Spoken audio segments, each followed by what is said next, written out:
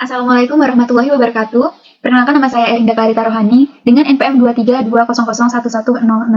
Di sini saya akan memaparkan hasil laporan olah data kuesioner saya yang berjudul Pengaruh Kenakalan Remaja Terhadap Ketentraman Masyarakat menurut mahasiswa Politeknik SIALN Jakarta Prodi MSDMA 2023. Di sini dosen pengampu saya adalah Ibu Dian Indriani SPDMM. Oke, kita lanjut. Di sini terdapat outer model yang saya gunakan, yaitu variabel X berupa kenakalan remaja. Di sini meliputi 4 dimensi. Kemudian variabelnya juga 4 dimensi, yaitu ketentraman masyarakat. Di sini terdapat tabel visi instrumen penelitian variabel X dan Y yang saya gunakan, juga nomor item instrumen yang saya gunakan pada setiap kuesioner yang saya bagikan. Statistik inferensial adalah proses menarik kesimpulan tentang apapun yang didasarkan pada peluang atau probability antara dua variabel. Di sini terdapat tingkat toleransi penelitian, di mana medis 99% dan sosial 95%. Karena di sini saya menggunakan penelitian sosial, maka tingkat toleransi penelitian saya adalah 95% atau 0,05. Yang pertama, kita mencari uji pra-hipotesis. Terdapat validitas, ketepatan, atau tingkat akurat. Nah, validitas ini digunakan untuk mencari ketepatan dan tingkat akurat, mencari valid atau tidaknya data kuesioner yang saya punya. Untuk dasar pengambilan keputusan, yang pertama ada nilai R hitung lebih besar dari nilai R tabel, maka pertanyaan yang saya bagikan, atau kuesioner yang saya bagikan dinyatakan valid. Yang kedua, jika nilai R hitung lebih kecil dari nilai R tabel, maka dinyatakan tidak valid. Dapat juga menggunakan pengambilan keputusan lainnya, yaitu yang pertama, nilai seek to tell lebih kecil dari 0,05, maka dinyatakan valid. Yang kedua, nilai seek to tell lebih besar dari 0,05, maka dinyatakan tidak valid. Nah, untuk mencari validitas, kita masuk ke Analyze, Correlate, kemudian kita klik Bivariate, lalu kita masukkan nilai pertanyaan 1 sampai 10, karena saya menggunakan 10 pertanyaan, dan kita masukkan juga total dari setiap soal. Kita pindahkan, kita centang person, centang to tell, centang flag, kemudian oke. Maka hasilnya akan keluar. Lanjut, untuk variabel Y juga menggunakan cara yang sama. Kita correlate, bivariate. Kita pindahkan soal pertanyaan dari variabel X, lalu kita masukkan soal dari variabel Y. Kita blok sampai ke total hasil setiap soal. Kita pindahkan, oke.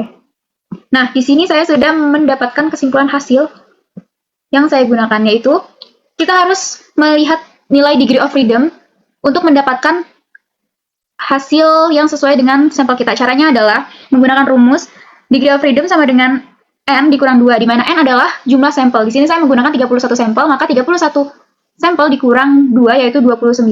Karena kita menggunakan penelitian sosial, maka menggunakan tingkat toleransi 0,05.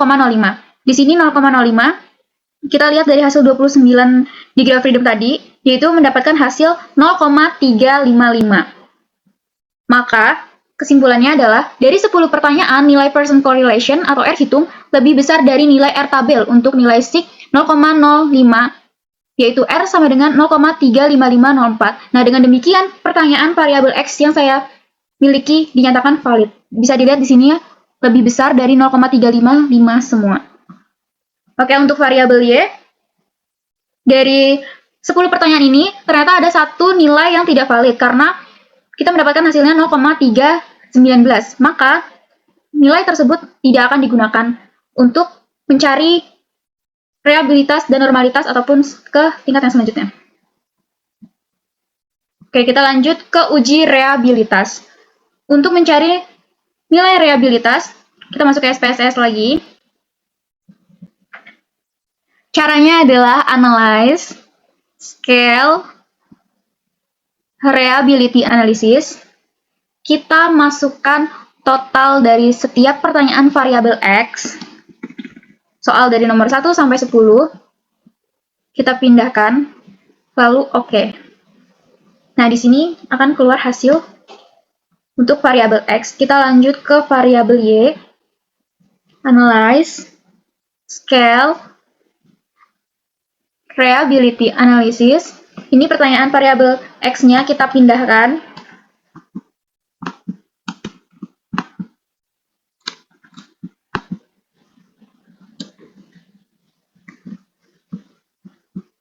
Kita masukkan nilai variabel Y. Oke. Nah, di sini akan keluar hasilnya. Kita kembali ke laporan. Di sini saya sudah mengambil nilai keputusan dari variabel X terkait uji reabilitas.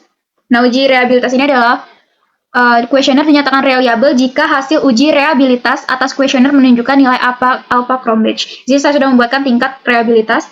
Di sini ada nilai alpha Cronbridge-nya, di sini ada tingkat reabilitasnya. Nah, Untuk hasil dari question saya, nilai Avogadro batch di atas 0,8.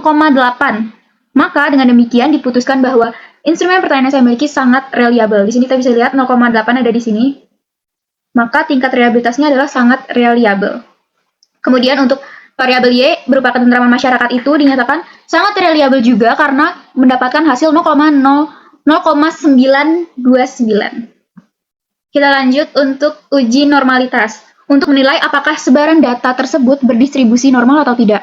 Syaratnya adalah nilai sig asig to tel harus lebih besar dari 0,5 untuk dinyatakan bahwa kuesioner yang saya berikan ini berdistribusi normal.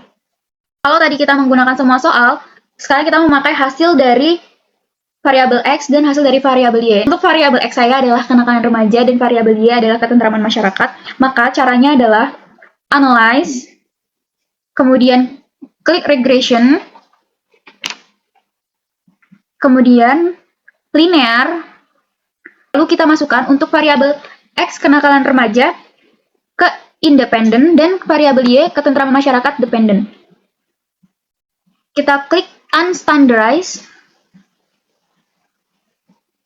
lalu continue. Oke.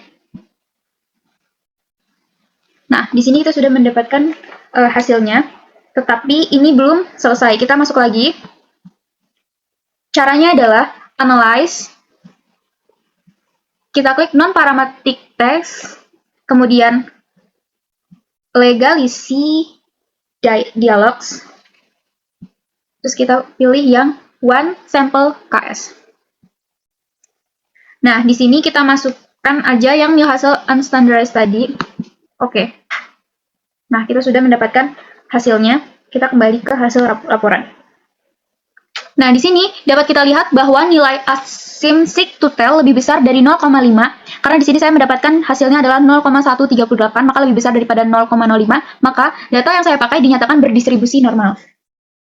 Oke, kita lanjut ke uji hipotesis atau uji regresi, yaitu untuk mengukur pengaruh satu variabel independen atau variabel X atau variabel bebas terhadap satu variabel dependen atau variabel Y atau variabel terikat. Nah, untuk dasar pengambilan keputusan hipotesis yaitu HO sama dengan tidak terdapat pengaruh variabel X terhadap variabel Y dan HA sama dengan tidak terdapat pengaruh variabel X terhadap variabel Y. Atau dapat juga dasar pengambilan keputusannya. Yang pertama, jika nilai T hitung lebih besar dari nilai tabel, terdapat pengaruh antar variabel atau HO ditolak dan HA diterima. Kemudian yang kedua, jika nilai T hitung lebih kecil dari nilai T tabel, maka tidak terdapat pengaruh antar variabel HO diterima dan HA ditolak.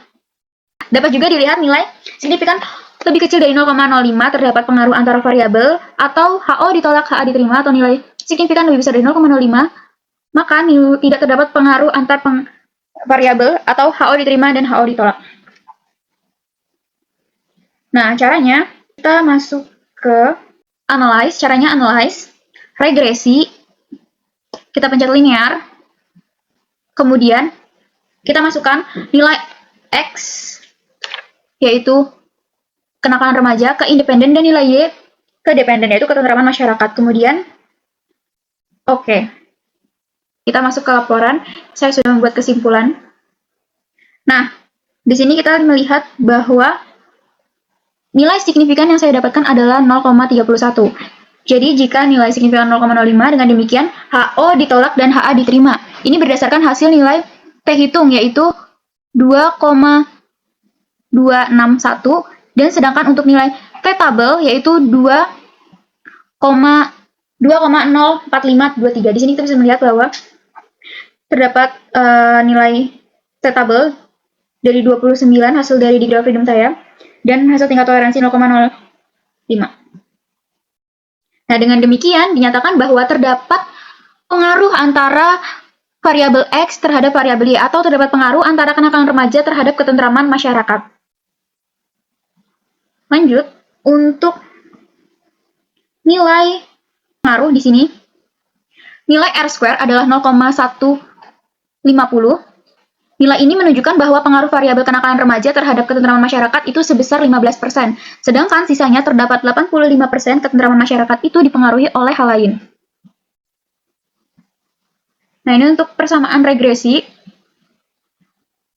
28,110 adalah angka konstanta. Angka ini memiliki arti bahwa jika kenakalan remaja atau variabel X maka ketentraman masyarakat, yaitu variabel Y, adalah 28,110. 0,276 adalah angka koefisien regresi. Angka ini memiliki arti bahwa setiap perubahan naik 1% pada kenakalan remaja akan menjadikan perubahan naik 27,6% pada ketentraman masyarakat. Di sini terdapat grafik persamaan. Caranya itu sangat mudah. Kita masuk ke SPSS, kita pilih Graphs, kemudian Charter Builder. Oke. Lalu kita pilih yang scatter atau dot. Kita pilih yang kedua. Ini kita klik, kita pindahkan ke sini. Oke, lalu kita masukkan variabel X, yaitu kenakalan remaja, ke bawah, dan variabel Y, yaitu ketentraman masyarakat, ke samping. Oke, lalu klik OK. Nah, ini sudah muncul hasil dari grafik persamaan. Kemudian, untuk mencari grafik normalitas, kita kembali ke SPSS, kita klik Analyze, Descriptive Statistik, kemudian Frekuensi. Kita masukkan variabel X dan variabel Y. Kita klik Charts, lalu Histogram, kemudian Continue. Oke. Maka akan keluar hasil dari variabel Y dan X. Nah, demikian yang dapat saya paparkan. Kurang lebihnya mohon maaf. Wassalamualaikum warahmatullahi wabarakatuh.